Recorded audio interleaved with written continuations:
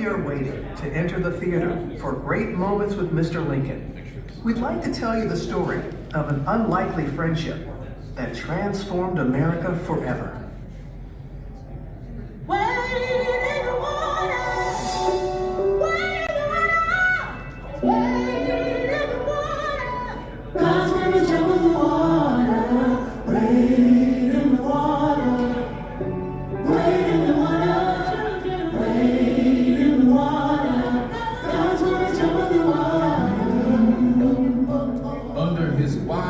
Beneficent rule, we saw ourselves gradually lifted from the depths of slavery to the heights of liberty and manhood. Though we waited long, we saw all this and more.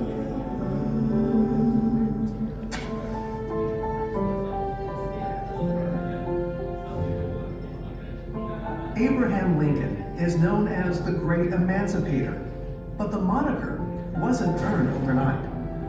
It would take the tireless work of the abolitionist movement led by Frederick Douglass, who himself was born enslaved, to guide Lincoln towards the cause of freedom. I am alike familiar with the whip and chain of slavery, and the lash and sting of public neglect and scorn, that my back is marked with the one, and my soul is fettered with the other. After years of opposition, these two giants would find common ground and change the course of history. 10 years before the Emancipation Proclamation was enacted, if all earthly power were given me, I should not know what to do as to the existing institutions. Oh, had I the ability, and could I reach the nation's ear, I would today pour out a fiery stream of biting ridicule, blasting reproach, withering sarcasm, and stern rebuke. For it is not light that is needed, but fire. It is not the gentle shower, but thunder.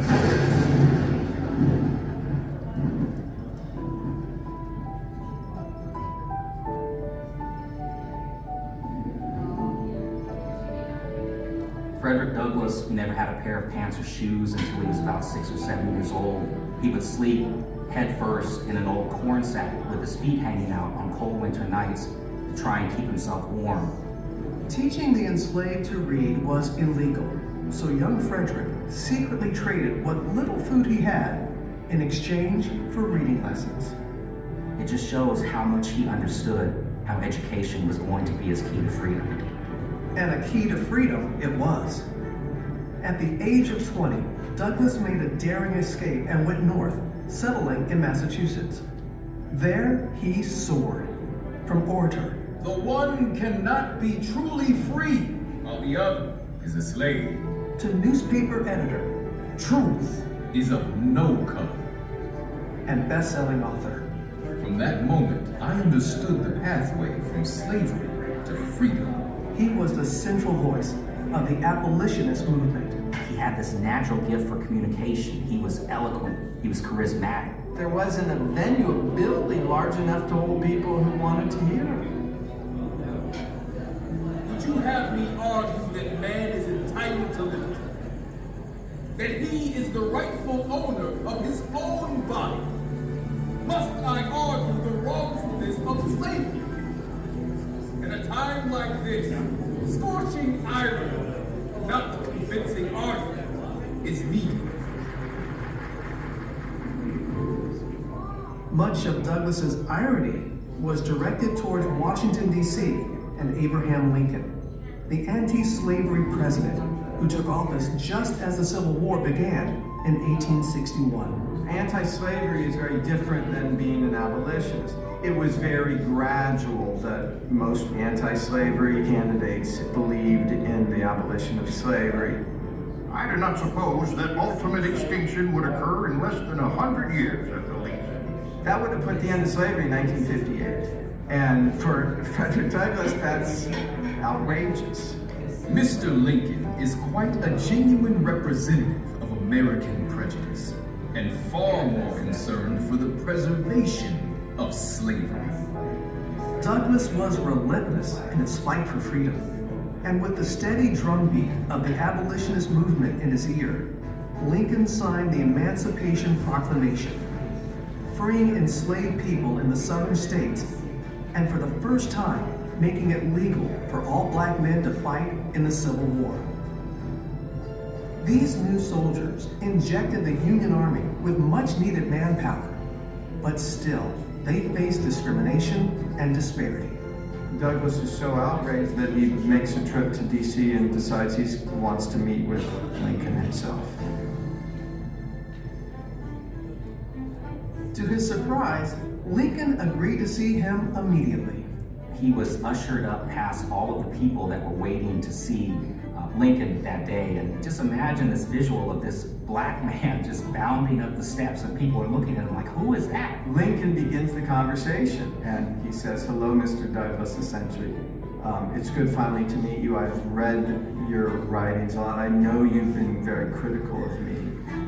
Their one-on-one left a lasting impression on both men, and Lincoln vowed to improve the conditions for black soldiers. My whole interview with the president was gratifying and did much to assure me that slavery would not survive the war, and that the country would survive both slavery and war. A year later, it is Lincoln who needs Douglass's help. He feels he's going to lose re-election, essentially says, "I need you. I think the war's going badly." Lincoln entrusted Douglass with creating a plan for aiding the escape of enslaved people from rebel territory so that they could join the Union cause. Douglass writes a detailed letter to Lincoln, spelling out his vision of these special forces. He did not let me feel for a moment that there was any difference in the color of our skins. The president is a most remarkable man. With Douglass's support, Lincoln would go on to turn the tide of the war and win re-election. The following year, Douglass returned to Washington once more to attend the inauguration. Now in this multitude of elite of the land, I felt myself a man among men. It's the first time a president devotes most of the speech to African Americans. 1/8 of the whole population were colored slaves. Frederick Douglass heard his words and his language in Lincoln's address. Until every drop of blood drawn with the lash shall be paid by another drawn with the sword. The work that he had done over so many years, he was now hearing this at a very important moment in time in the nation's history. Douglass is invited to the White House for a reception, sees Douglass enter, and yells out, Here comes my friend, Frederick Douglass.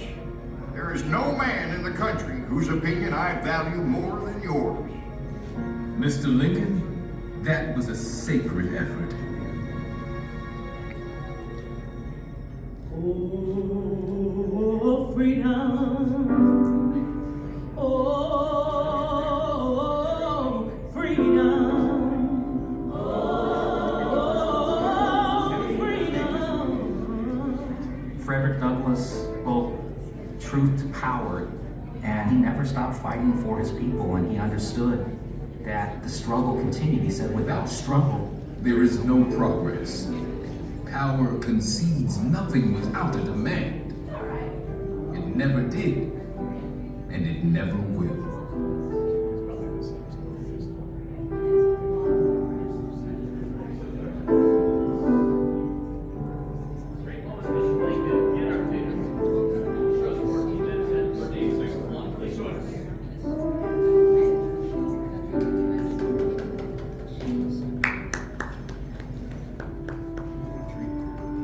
And now, here is Walt Disney to talk a little more about the nation's 16th president, Abraham Lincoln. Ever since I was a youngster, I've had a great personal admiration for Abraham Lincoln. So when we decided to bring to Disneyland's visitors some great moments in Mr. Lincoln's life, we began an exhaustive research. We wanted to bring to the people of today the inspiring words of the man who held this nation together during its moment of greatest crisis, the Civil War. To start with, we were fortunate in being able to secure this life mask of the 16th president. How did we get this, Blaine? This is actually a copy of an original life mask by the sculptor Leonard Volk. Before Lincoln was president. Before Lincoln was president. Before he had a beard. That's right. During our exhaustive research into Lincoln's life, we studied his mannerisms, his gestures, and even his voice characteristics to create a faithful likeness of this honored man. The final result is so lifelike that you might find it hard to believe. Now let's go into the Opera House and listen carefully to the words of Mr. Lincoln, spoken by him a century ago, but which still apply today to free men everywhere. If you would now please pass through the doors leading to our theater, we welcome you to Great Moments with Mr. Lincoln. At this time, I'd like to invite all the guests of the Opera House into our back lobbies and prepare to step through the theaters for this presentation of Great Moments with Mr. Lincoln.